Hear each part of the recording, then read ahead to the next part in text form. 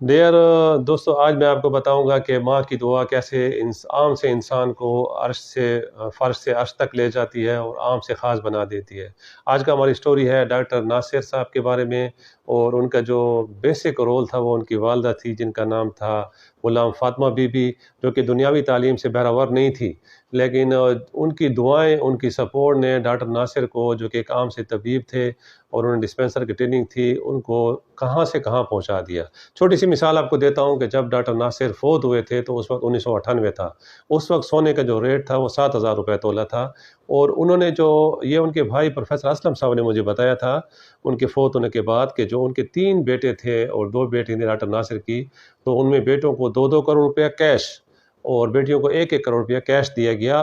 نقد کی صورت میں، بینک بیلنس کے لحاظ پہ۔ اس کے علاوہ جو پراپرٹی تھی، جو گولڈ تھا، جو ان کی گاڑیاں تھیں، وہ علیحدہ تھی۔ تو آپ اندازہ لگائیں کہ اس وقت وہ کتنے امیر کبیر بنتے تھے۔ اچھا، ڈاکٹر ناصر نے جو سٹارٹ لیا تھا وہ غلبی والی گلی میں کلینک کھولا تھا، پھر وہ واپس آ گئے حافظ جمال والے میدان پر، اور حافظ جمال والے میدان پر جب انہوں نے شروع کیا تھا تو وہ بیسیکلی طبیب کا کورس کا علم طب حاصل کر کے انہوں نے کام شروع کیا تھا۔ علم طب حاصل کرنے کے بعد انہوں نے ڈسپینسر کا شاید کورس کیا تھا، اور اس کے بعد انہوں نے اپنی پریکٹس شروع کی تھی۔ ان کا جو پہلے کلینک تھا غلبی والی گلی تھا، اور یہ رہائشی تھے ڈاکٹر ناصر، جن کا اصل نام تھا ناصر علی۔ یہ بیسیکلی 4 بھائی تھے، بڑے بھائی کا نام عبد اللطیف صاحب تھا، ان کا نام ڈاکٹر ناصر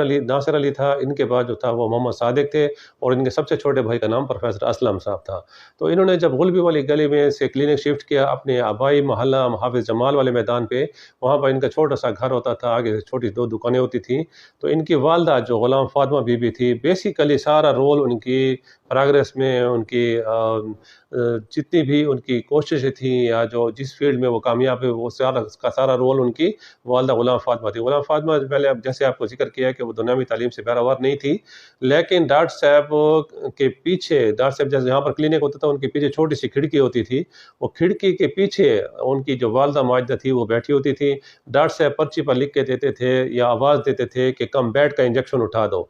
5,000 والا یا 5 لاکھ والا، جتنی اسٹرینتھ اس کی ہوتی تھی، تو وہ اس اسٹرینتھ والا انجیکشن صرف ان کو بتا دیتے کہ نیلے رنگ کا یا پیلے رنگ کا یا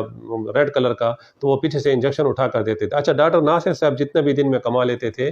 وہ اپنی قمیض کے نیچے واسکٹ ہوتی تھی، پرانے زمانے میں آپ نے دیکھا ہو تو ان کے بہت سارے واسکٹ میں جیب ہوتی تھی، تو وہ جتنے بھی کلینک میں پیشنٹ آتے تھے تو ان سے جب وہ فیس لیتے تھے وہ اپنی واسکٹ کے جیب میں ڈالتے تھے بغیر گنے ہوئے۔ پھر جب کلینک آف ہو جاتا تھا تو وہ ماں کے سامنے جا کر سر جھکا کے ٹھہر جاتے تھے کہ اماں یہ مجھ سے واسکٹ اٹھا لو اور پیسے اپنے پاس رکھ لو۔ تو ماں کے دل سے ان کے لیے دعائیں نکلتی تھیں، وہ جو پیسے ان سے نکالتی تھی واسکٹ سے، وہ نکال کر پھر ماں ان کے 1 روپے کا نوٹ، سکے اور جتنے پیسے تھے وہ علیحدہ علیحدہ سیٹ کر لیتی تھی۔ کلینک کا سارا انتظام ان کی والدہ نے سنبھالا ہوا تھا۔ جو دوائی ختم ہو جاتی تھی، وہ جو ان کے کمپاؤنڈر تھے یا ڈسپینسر تھے یا ملازم تھے، وہ اماں جی ان کو بتاتی تھی کہ اب یہ دوائی ختم ہو گئی ہے، یہ بازار سے لے کر واپس آ جاؤ۔ تو ہر لمحے وہ ڈاکٹر ناصر صاحب جو تھے ملنگ ٹائپ تھے، ہر لمحے اپنی ماں سے دعائیں لیتے رہتے تھے۔ دعاؤں کا اثر یہ ہوا کہ جب وہ حج پر گئے تھے تو یہ پروفیسر اسلم صاحب کی زبانی واقعہ میں نے سنا ہے کہ جب وہ حج پر گئے تھے تو حج کے دوران جو ان کا عرب معلم تھا وہ تھوڑا پریشان ہوا۔ تو پریشان تھا تو ڈاکٹر صاحب نے سب نے پوچھا کہ آپ کیوں پریشان ہیں؟ تو انہوں نے کہا کہ جو سعودیہ کے جو کنگ ہیں ان کی والدہ بیمار ہے اور ان کو موشن ہے یا اسہال ہے، جس کو ہم دست کہتے ہیں، اس کو بیماری لگی ہوئی ہے، اور سارے دنیا کے ڈاکٹر دوائیاں کھلا دیے لیکن وہ ٹھیک نہیں ہو رہی۔ تو ڈاکٹر ناصر صاحب نے انہیں کہا کہ اگر خفا نہ ہو تو مہربانی کر کے میں چند جڑی بوٹیوں کے نام آپ کو لکھ کر دیتا ہوں، آپ وہ دوائیاں مجھے لا کر دیں، میں آپ کو دوائی بنا دیتا ہوں۔ تو وہ ہنسنے لگے کہ جہاں پر ساری دنیا کی دوائیاں ناکام ہو گئی، آپ کی دوائی کیسے کامیاب ہوگی؟ اینی ہاؤ وہ معلم نے ان کو جو دیسی جتنی بھی چیزیں تھیں وہ لا کر دی، انہوں نے ان کو پیسا، گرائنڈ کیا، دوائی بنائی، دوائی بنا کے ان کو جیسے دی تو پہلی یا دوسری ڈوز پر جو سعودی عرب کے کنگ تھے ان کی والدہ کہ جو موشنز تھے وہ رک گئی، وہ ٹھیک ہو گئی۔ تو وہ اتنے متاثر ہوئے کہ انہوں نے ڈاکٹر ناصر سمیت جتنے بھی ان کے گروپ کے ممبر تھے ان کو شاہی مہمان کے طور پر محل میں بلایا، اور ان کو واپسی پہ بہت سارے قیمتی گفٹ بھی دیے، شکریہ بھی ادا کیا، اور غلاف کعبہ کا بہت بڑا ٹکڑا ان کو ڈونیٹ کیا جو اب بھی ان کی فیملی موجود ہے۔ اور اس کے بعد یہ جب واپس آئے یہاں پر تو ڈاکٹر صاحب نے پریکٹس شروع کی اور ہر وقت اللہ کا ذکر کرتے تھے، اور زیرو سے سٹارٹ لیا تھا۔ ان کے والد جو تھے وہ محکمہ آبپاشی میں، جس کو ہم اریگیشن ڈپارٹمنٹ تھے، اس میں ملازم تھے اور فوت بھی ہو گئے تھے۔ ڈاکٹر صاحب کی ذمہ داری سارے ڈاکٹر ناصر علی صاحب پر آ گئی تھی۔ تو انہوں نے اتنی محنت کی اور اتنا کچھ سیکھا اور اتنا کچھ کمایا کہ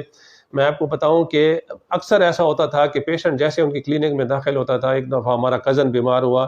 تو اس نے دوائی پی تھی، دوائی کی ریئیکشن کی وجہ سے ان کا منہ ٹیڑھا ہو گیا تھا. تو جب ڈاکٹر ناصر صاحب کے کلینک لے کر گئے اور جب انہوں نے دیکھا ہے تو دور سے کہا ہے کہ تم نے میکسولان سیرپ تو نہیں پیا؟ تو انہوں نے کہا جی بالکل پیا. اس نے کہا یہ ریئیکشن کی وجہ سے تمہارا منہ ٹیڑھا ہو گیا، جس کو ہم لوگ سمجھ رہے تھے کہ اس کو فالج ہو گیا ہے، کوئی پیرالائز ہو گیا، کوئی کیا کہتا تھا، کوئی کہتا ہے جین بھوت ہے. تو جیسے گئے تو انہوں نے اپنے ڈسپینسر کو کہا تھا، ان کے ڈسپینسر بہت مشہور تھے، ایک عاشق لالا تھا، ایک بھٹو تھا، تو وہ بہت مشہور تھے. ان کو کہا کہ اس کو فلاں انجیکشن لگا تو جیسے انجیکشن لگایا وہ ہمارا کزن فوراً ٹھیک ہو گیا. تو اللہ تعالیٰ نے ان کو بے پناہ خوبیاں دی تھیں، بہت زیادہ ان کا وسیع اور عریض مطالعہ تھا. جب وہ فوت ہوئے تو ان کے تقریباً کوئی 50,000 سے زیادہ کتب خانہ میں کتابیں موجود تھیں، جو کہ انہوں نے پھر وقف کر دی ہے. تو بات یہاں سے شروع ہوتی ہے کہ ماں کی دعا جنت کی ہوا ہے. آپ جتنے بھی بڑے لوگوں کو دیکھ لو، آپ تھامس ایڈیسن کو دیکھ لو، اس کی پروگرس میں، جس نے بلب ایجاد کیا تھا، اس کی پروگرس میں اس کی ماں کا ہاتھ ہے. جب وہ پیدا ہوا تھا اور جب اسکول جانے لگا تو ڈاکٹر نے، اسکول کے ٹیچرز نے کہا تھا کہ یہ ڈفر بچہ ہے، غبی بچہ ہے، ہم اس کو نہیں پڑھا سکتے. ماں نے وہ خط چھپا لیا، بعد میں شو کر دیا. اسی طرح آپ چارلی چیپلن کو دیکھ لیں، جتنی بھی اعلیٰ شخصیات آپ دیکھیں تو ان میں ماں کا اپنا رول ہے. تو ڈاکٹر ناصر کی جو مشہوری ہے اور جو ان کے پاپولیرٹی ہے اور ان کے جو کمالات ہیں، جو کرشمات ہیں، سارے کے ساتھ ان کی والدہ کی وجہ سے ہیں. جزاک